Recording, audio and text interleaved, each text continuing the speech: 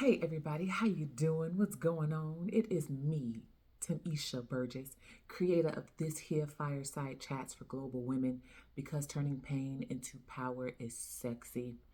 Um, I'm doing this video because I just wanted to share recently, about a couple of weeks ago, I was invited to the Carter Center here in Atlanta, Georgia.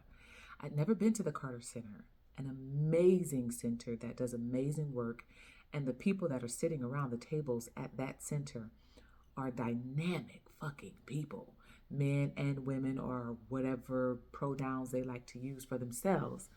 Amazing people sitting around the table. And so the event was based on the 1906, I believe it was 1906 massacre that happened here in Atlanta, Georgia. And the massacre was based on some false information that a newspaper or some type of publication put out into the public that painted Black people in negative light. And so a group of white folks got together and killed quite a few melanin folk. This was in 1906. I had not heard of the massacre until this event. And so anyway, the topic, so basically the event was set up as a roundtable discussion. So you'd come in, and the person that invited me to come, they arranged everybody to sit at different tables. So I didn't sit at the same table that with the person that invited me to come. And so this was a part of the event schematics. They mixed everybody up.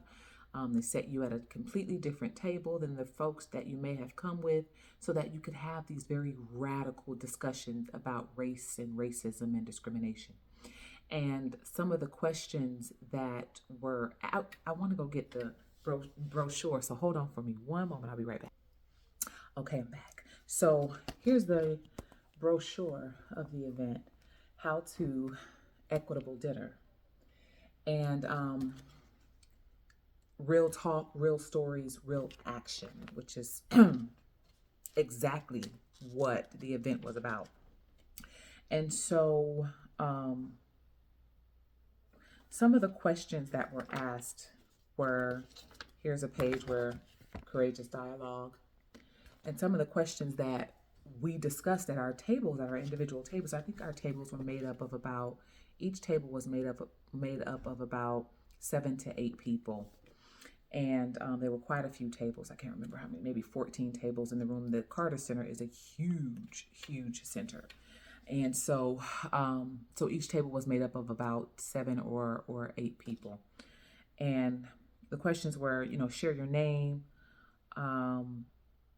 There was an actress, I forget the name of the actress, but there was maybe she's in here. There was an actress who did like a poem, a skit in the beginning. And it was, I forget, the story kind of depicted the story of racism, and stuff like that. So anyway, we had to share how the story made us feel and where we felt it in our bodies. The next question was share a personal experience with racism or discrimination. How has that impacted your life? What is happening in our city, as far as city of Atlanta, that could lead to similar events occurring as far as racism, and share one idea or action your group might take together after the event within 30 days. Within 30 days, after each person shares, choose one action that everyone is able to commit to. And so, amazingly enough, at my table sat a representative with the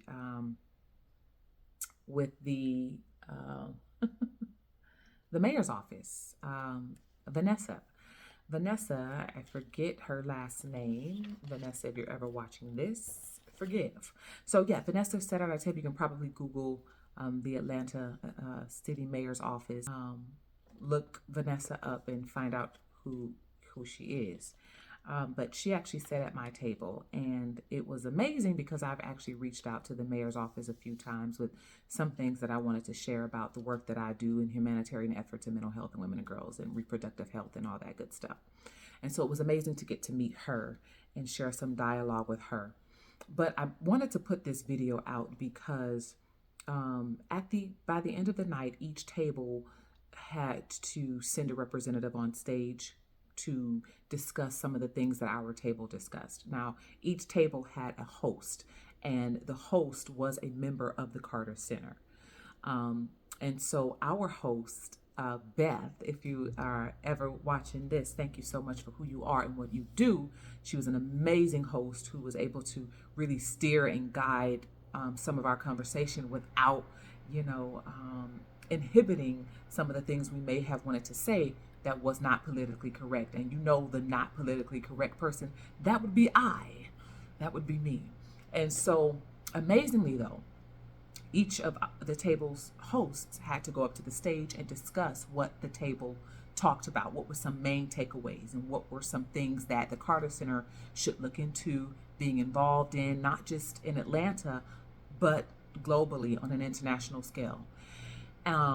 And all of the table said similar things. We talked about some of the red tape in real estate and hiring processes and, discrimination when it comes to equal pay and, opening up about having more conversations. So all of the tables said the same thing. Our tables even discussed the same things. But there were 2 points that no table mentioned, but our table did. And our table was able to mention it because me, the unpolitical or radically political person, brought it to the forefront. And out of all of the things that all of the tables mentioned, the 2 things that were not mentioned that I suggested should be mentioned in order to address what we are calling racism and discrimination. Number 1, you already know, no table mentioned it, but ours did. Why? Because I brought it up. Number 1, mental health. When our table host mentioned mental health, and the reason being, the question that I asked my table and that our host was able to, in her own words, repeat was, if you are working in a position of power and your bias and your discrimination and your hate for another person based on their skin color outweighs your ability to hold that position of power, if it outweighs your ability to have emotional intelligence, if your hate for someone else causes you to create systems that can literally or if your hate causes you, if your hate for another person's skin color causes you to try to devise and create systems to hinder them, to block them, to keep them stuck, to keep them stagnant, to try to kill, steal, and destroy them, then this is not a racism problem. This is a mental health issue. That is a mental illness issue. And that is what we need to address. That was number 1. And the second thing that I brought up that no other table mentioned, but our host was able to mention it because I brought it up. Why? Because I'm open to having these radical conversations and pushing the envelopes of the same shit we've been talking about for a long time. One of the things I mentioned was we have been fighting the fight of racism and discrimination since the dawn of time. And my very unpopular view is there is nothing that you can do about hate. There is nothing you can do about someone who chooses to hate you. Why? Because people have the right to feel however the hell they want to feel about you. But here's the thing. If your hate against me or anybody else based on the color of our skin or based on our sex causes you to want to devise and create systems to try to hinder us, block us, kill us, steal from us, destroy us, keep us stagnant, keep us stuck, then herein lies the problem. Okay? Which is why certain people whose mental health has not been addressed need to be removed from positions of power. That is my standpoint. Okay, so I'm done with that. And then the other thing that I mentioned was creating systems, okay, of barter and exchange. Because there are people who unfortunately are in positions of power within our government, within policy, who are chief of police, who are police officers, who are judges, who are DAs, who are attorneys, people who are in very powerful positions on our planet, in our world, because you have people that hate because you have those people that are in those positions of power that happen to dislike and hate others based on the color of their skin, because they are not in control of their emotions, because their cognitive dissonance has them so messed up that they can't make a sound decision, a mature decision, because they can't operate in their human body, right, maturely, then there needs to be systems in place where people can barter and exchange with each other.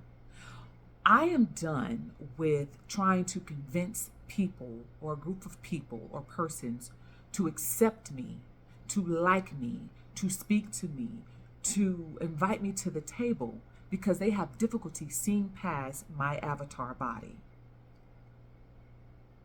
We don't have time to convince people and to treat people's mental illness when the mental illness is built on them being gung-ho on the fact that they are choosing to discriminate. Not that they have to, but because they want to. We don't have time to try to convince people who want to not like you, who want to not like us. We are wasting a lot of precious fucking time doing that.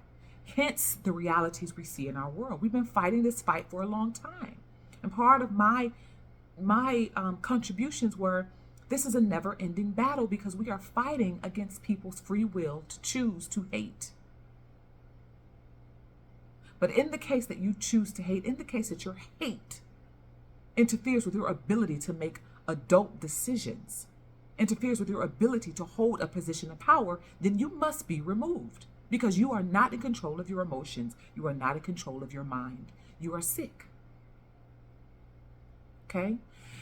In the cases where we have very sick people in positions of power, the people need to place the power back into ourselves, need to activate our own abilities and power to choose, to place ourselves in positions of leadership, to be able to write the rules ourselves, to be able to create systems that cater to those who want to be a part of it. Right? Creating systems, from my perspective, not just my opinion, but just from what I see intuitively, creating systems, going back to systems of barter and exchange is the way, especially since we are placing so much emphasis on money. You know, at the table we discussed, everything, so many things were discussed as far as racism and discrimination. And the main thing it kept going back to was money, with money being the middleman of all problems that especially BIPOC communities experience. Not having access to capital. I know it because I'm a Black female who's been trying to, for the longest time, when I created my technology company, Synergy Plus, for special needs professionals, for people who serve special needs professionals, for individuals who are on the Medicaid waiver, receiving residential services or day program services. I created a technology program in 2017, brought it to the forefront in 2019, hoping that it would make some paveway or have some traction in 2020 when we were looking for telehealth services. My company is an administrative telehealth. And when I went out there into the market and presented my idea to the Department of Behavioral Health and Developmental Disabilities, presented my idea to Medicaid, presented my idea to other stakeholders and professionals in the special needs populations who work within special needs populations from here to California, me being a Black female and being a team of one, do you think that I got the resources and the financial backing? Hell no, I did not. Was it based on my skin color? Was it based on the fact that I am female? Well, there's a lot of evidence to say that yes. There's a lot of evidence to suggest that because I'm female, because I am Black, and because I was bringing a very huge idea to the market, people rather steal the idea from me rather than back me. People rather try to duplicate my idea as opposed to supporting me and backing me, right? And so I say that because I know the experiences. And so a lot of the stuff that we talked about at this discussion had to do with funding. Again, not having equal pay, not having access to capital as an entrepreneur, as business owners. And so my second contribution that the host of our table was able to bring to the forefront that nobody else brought up was creating systems of barter and exchange. If money is the problem, then we need to go back to the old days where we are able to barter and exchange our talents, our skills, and our abilities. Because I'll tell you this, and I just saw 4:56 on the clock. For people like us who are the real contributors to society, okay, not the big wigs who just sit behind the desks running their mouths, but the people who are the creators, the people who are the innovators, okay, singers, writers, dancers, engineers, okay, physicians, nurses, hairdressers, bakers, candlestick makers, butchers, bakers, candlestick makers, whatever your skills and your abilities and your talents are, you are the one that is truly the valuable one. And because you are so damn valuable, there isn't enough money that could pay you. This is how I look at the market. If there isn't enough money that can measure up to how powerful and how valuable you are, then let's get rid of the idea of money and let's get back to bartering, because I'm so goddamn powerful, because I am so valuable, because I'm so talented, because I am so skilled, because I am so experienced. Money could never keep up to the amount of value that I truly offer this world. Money could never truly keep up to the amount of value that any of us truly offer this world, which is why we talk about the U.S. deficit and all this kind of stuff. There isn't enough so-called money to go around, right? Which we know is a bunch of BS, because there are a few people who are harboring it all and leaving the rest to fend for themselves. But we don't need to have that conversation anymore. Here's the new conversation that we're going to have in this new age for us new age leaders who are coming online, okay? Who are activating. Since there isn't enough money to keep up with how powerful you are, then it's time to create systems of barter and exchange. It's time to create systems where we can exchange our value and our services. For example, you are a hairdresser? Fine. You do some folks' hair and your power is on. You have power. You have lights in your home. You have clean running water. Your kids have access to great schools, great educational curriculums. You have transportation. Okay? You have a farm. You are rendering your goods, your farm, your produce, okay, to the communities. You have power. You have clean running water. You have a roof over your head. You have a nice family-sized home. And you don't have to worry about utilities and things like that should be a given. Why? Because you are a valuable contributing citizen. You are a valuable contributing person, human being on this planet. We're not even citizen. You are a citizen of this planet. Because you are on this planet, that makes you a citizen to the entire planet, not just a region of it. Okay? So those are my contributions to the Carter Center. Those are the things that I discussed at my table, and those are the things that the host was able to briefly discuss on that stage. When that host mentioned mental health and mentioned systems of barter and exchange, do you know there were people at tables going like this? Yes! You know, when you do the snapping thing, that means speak, honey, right? You know, this is a poetry thing. This is an artsy, renaissance-y thing. When you snap, that means you hit home, you hit goal. That means the people and the person are feeling it on a deeper level. People were snapping across the room because the host was able to repeat what I said, what my contributions were, what I see from my perspective. So anyway, I wanted to share this quick message with those of you this is meant for. If you're seeing this, you want to talk more with me, you want to have more radical discussions, you want to push the envelopes of policy. You know, my work is in mental health and sexuality education for women and girls, particularly for therapists, counselors, psychologists who work with women and girls who may have experienced some form of sexual trauma. My work is also in political environments as well.